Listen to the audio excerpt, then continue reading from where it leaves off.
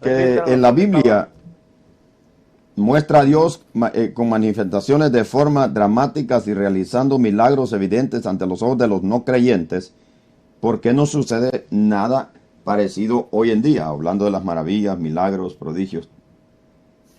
¿Por qué no sucede hoy en día?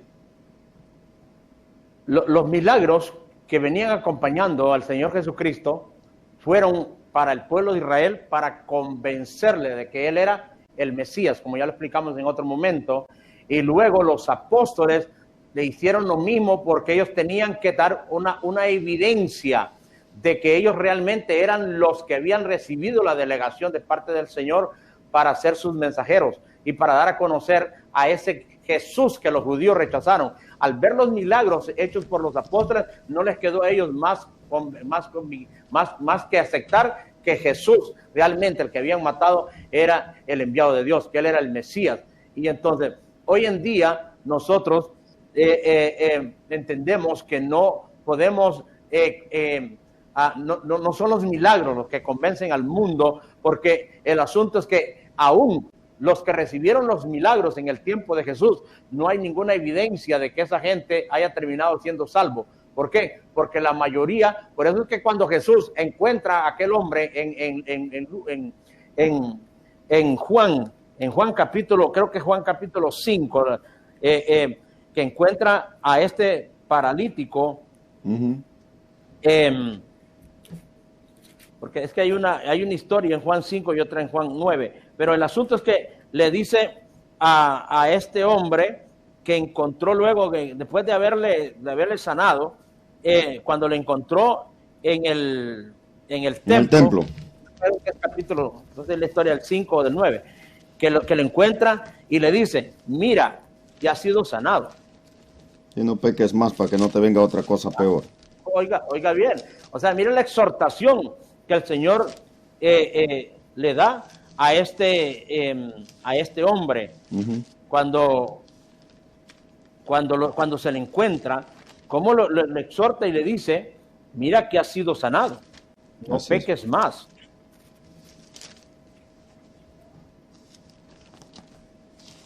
Vamos a ver dónde.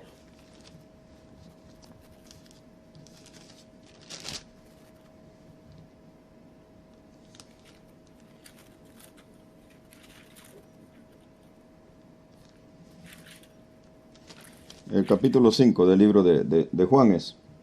Ok. Versículo 14. Después le halló Jesús en el templo y le dijo, mira, has sido sanado, no peques más para que no te venga alguna cosa peor. Estaba hablando del paralítico del estanque de Betesda. Entonces imagínese usted que a este hombre lo exhorta a mantenerse en santidad. ¿Por qué? Porque no es el milagro en sí. Porque sabe, el Señor se lo dijo. ¿Por qué dijo esto? Porque Él sabía que este hombre podía volver a las cosas antiguas. Tenemos el ejemplo también de aquel paralítico, pastor, de aquel que bajaron aquellos 4 por el techo de una casa. Creo que está en el libro de Marcos esa historia. Y vemos cómo a este hombre le hace una diferencia entre los pecados de él y el milagro, porque primero le dice, tus pecados te son perdonados. Pero no le hizo el milagro. Tus pecados te son perdonados. Y luego la gente comenzó a murmurar, ¿quién es este que perdona pecados? Y entonces el Señor le dice, para que te den cuenta ustedes que el Hijo del Hombre tiene autoridad para hacer esto. Entonces le dijo al paralítico, levántate y anda. Entonces, primero le habló de la liberación de los pecados. O sea, son dos cosas diferentes. El milagro es una cosa, un beneficio personal. Ahora, la pregunta es, ¿por qué no suceden las cosas hoy en día?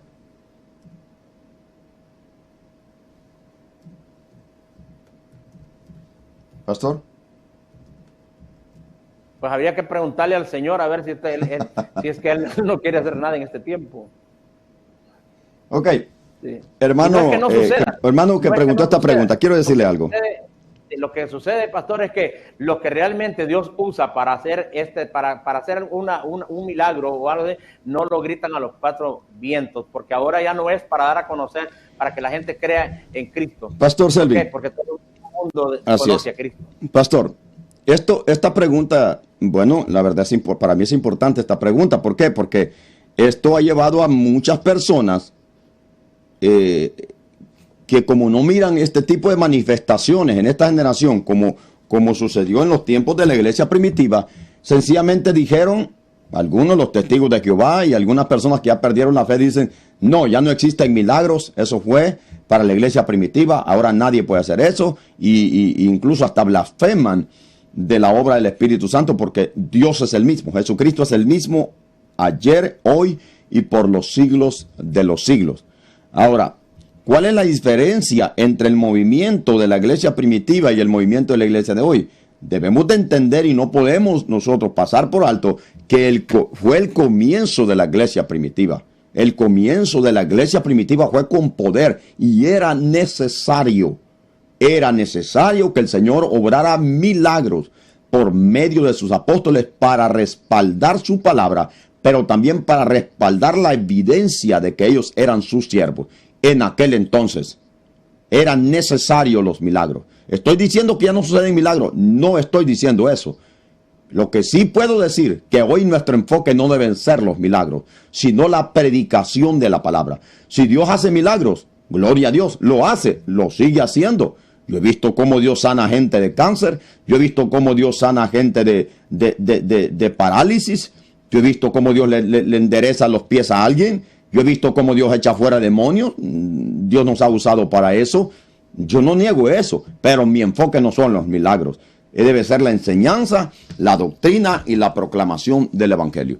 Así que los milagros en aquel tiempo eran necesarios casi en cada servicio de la iglesia. En cada cruzada de la iglesia eran necesarios los milagros. ¿Por qué?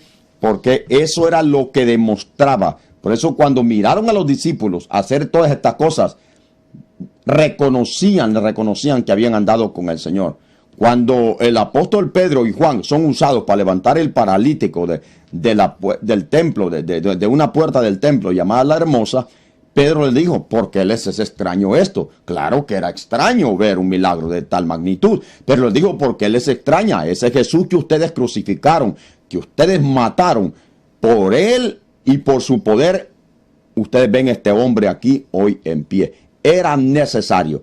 Ahora lo más necesario no son los milagros, es la predicación de la palabra.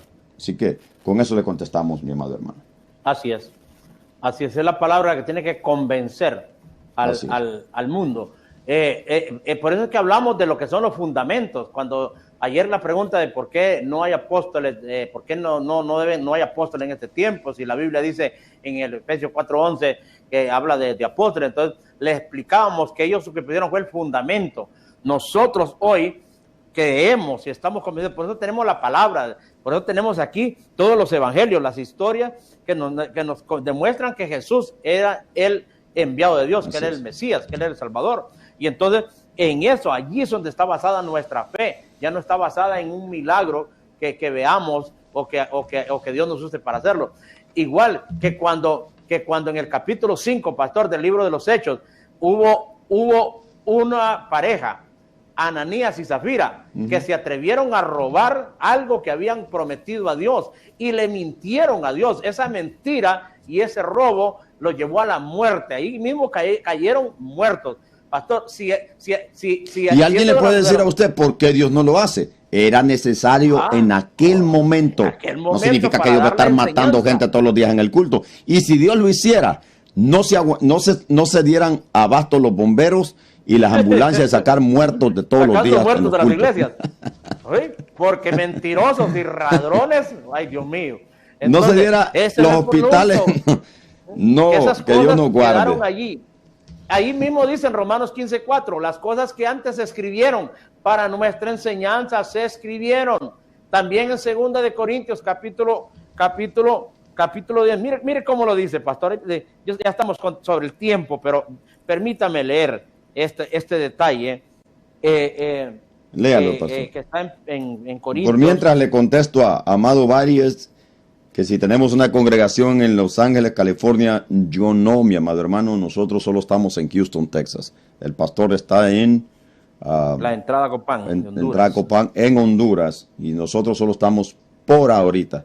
Primero Dios, muchas personas nos escriben de otros estados que si tenemos alguna congregación por allá, todavía no. En el futuro, primero Dios, sí. Si solo estamos primeramente, amén. Aquí solo estamos en Houston.